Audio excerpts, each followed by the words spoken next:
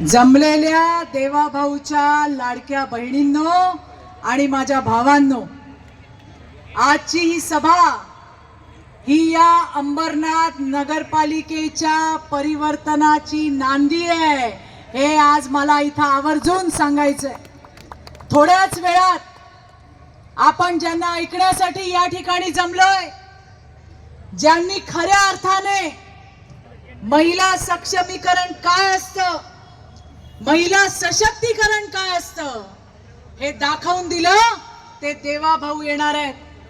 माझं भाषण चालू असेल, देवाभाऊ आल्यावर मी म्हणेन, लाडक्या बहिणींचा लाडका भाऊ.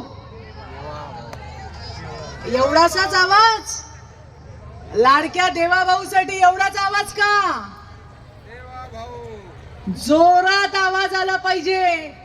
आणि माझ्या भावांना पण विनंती करते, जसा देवाभाऊ आमचा लाडका आहे, तसे तुम्ही सुद्धा आमच्या देवाभाऊचे लाडके भाऊ आहात. आज दुपारपासून मी अंबरनाथ मध्ये फिरतीये. याच्या आधी पण मी एकदा येऊन गेले. आज मला अतिशय चांगल्या पद्धतीचं वातावरण हे त्या ठिकाणी. लोक फार सकारात्मक आहेत. लोक वाट पाहत आहेत की 20 तारीख कधी येईल आणि आम्ही कमळाचं बटन कधी दाबू. अतिशय चांगलं असं सकारात्मक वातावरण आहे. आज मी माझ्या लाडक्या बहिणींसाठी खास आली आहे. माझ्या लाडक्या बहिणींनो आणि माझ्या भावांनो सुद्धा, आपल्यावरती सगळ्यात आधी जर कोणी उपकार केले असतील तर त्यांचं नाव महामानव डॉक्टर बाबासाहेब आंबेडकर आहे. त्यांना विसरू नका ग, विसरू नका.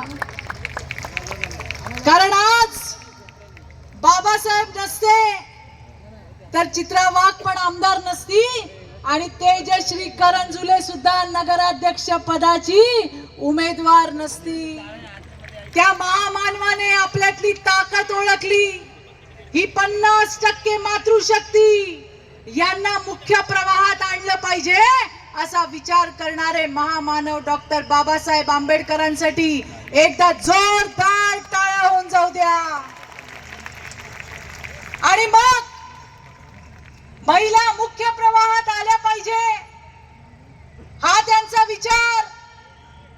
त्याच्यानंतर आपण मतदान करत राहिलो, मंत्री प्रधानमंत्री निवडत राहिलो, पण या 50% महिलांच्या आयुष्यात काही बदल घडला नाही.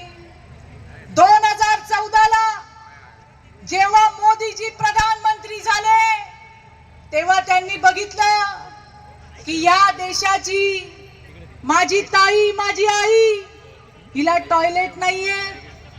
थोडस मागे जा भूतकाळात, कुठे जायचो आपण? लोटे घेऊन रस्त्यावर जायचो, अंधारात जायचो. गाड्या आल्या की उभ्या राहा, गाड्या गेल्या की खाली बसा, हे सगळ्यांनी केलं.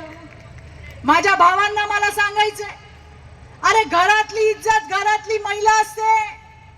तुमच्या घरातली इज्जत ही फक्त तुमच्या घराची नाही, या देशाची इज्जत आहे असं समजणारे पहिले प्रधानमंत्री, त्यांचं नाव नरेंद्र मोदी आहे. माझ्या भावांनो आणि बहिणींनो, 2014 ला जेव्हा प्रधानमंत्री झाले त्यावेळेला सगळ्यात पहिलं काम काय केलं तर त्या ठिकाणी शौचालय बांधली. आज आमच्या लेकी सुना रस्त्यावर जात नाहीत, टॉयलेट मध्ये जातात, जे या देशातल्या गावात आणि खेड्यात मोदीजींनी बांधले. आणि नरेंद्र दादा टॉयलेटला नाव काय दिलंय? नाव दिलंय नाना इज्जत घर. खऱ्या अर्थाने महिलांचा आत्मसन्मान काय असतो याचा विचार करणारा पहिला प्रधानमंत्री.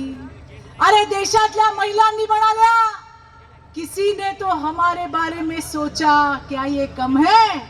आणि त्याच्यानंतर महिला सक्षमीकरण आणि सशक्तीकरणाचे धडाके चालू झाले.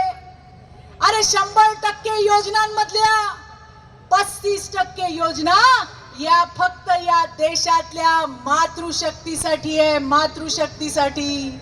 एकदा जोरदार टाळ्या आपल्या नरेंद्रजी मोदींसाठी व्हायला पाहिजे. अरे देश का नेता कैसा हो, नरेंद्र मोदी जैसा हो. अरे भावांनो थंडी वाजते का? अरे देश का नेता कैसा हो, नरेंद्र मोदी जैसा हो. आता कसं? आणि म्हणून मोदीजींनी महिलांना सशक्त आणि सक्षम करायचं काम केलं. मला तुम्हाला सगळ्यांना सांगायचंय, मोबाईल आहेत ना सगळ्यांकडे? अगं आहेत का? अरे भावांना आहेत का? त्याच्यात एक नंबर सेव्ह करा. नंबर आहे 112. कुठला नंबर? अगं कुठला नंबर? मागच्या कुठला नंबर? आणि मधल्या आणि पुढल्या आणि भावांना रे 112. तुमच्यासाठी आहे.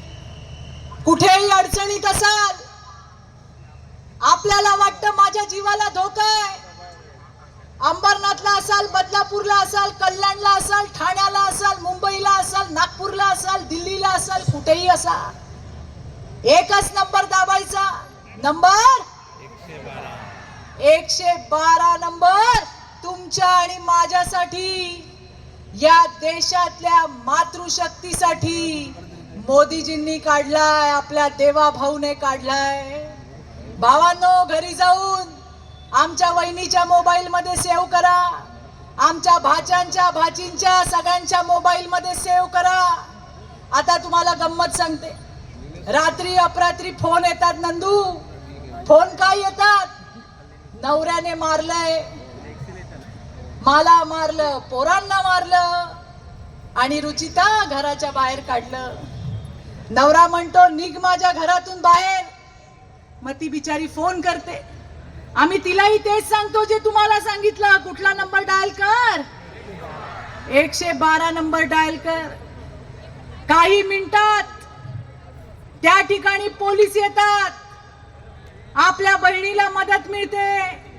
आम्ही पोलिसांनाही सांगतो आमच्या दाजीला जरा सरळ करा आणि आमच्या बहिणीला आणि आमच्या भाच्यांना घरात घ्या. आणि मग त्या ठिकाणी आता मोदीजींनी घर जी आहेत ती दादाच्या नाही वहिनीच्या नावावर होणार आहे, तुमच्या नावावर. आणि मग जेव्हा नवरा येईल, आमचा दाजी येईल, आणि जर आपल्याला म्हणाला तर काय करायचं? त्यामुळे याच्यातला गमतीचा भाग जाऊ द्या. आपले लाडके देवा भाऊ हे या ठिकाणी पोचलेले आहेत. देवा भाऊंमध्ये आणि तुमच्यामध्ये मी फार वेळ घेणार नाही, पण देवा भाऊला त्यांच्या लाडक्या बहिणीचा किती जोर आहे, राज्यातल्या बहिणी किती मजबूत झाल्या देवा भाऊ, हे मला तुम्हाला 5 मिनिटात सांगायचंय. आणि त्यामुळे आपले देवा भाऊ आले, आपला रवी दादा आलाय. जोरदार टाळ्यांच्या कडकडाटात त्यांचं स्वागत करा. लाडक्या बहिणींचा लाडका भाऊ, देवा भाऊ, देवा भाऊ. अरे लाडक्या बहिणींचा लाडका भाऊ, देवा भाऊ, देवा भाऊ. अरे देवा भाऊ तुम आगे बढ़ो. अरे रवी दादा तुम आगे बढ़ो. तुम्हारे साथ है. भारतीय जनता पार्टीचा भारत माता की जय.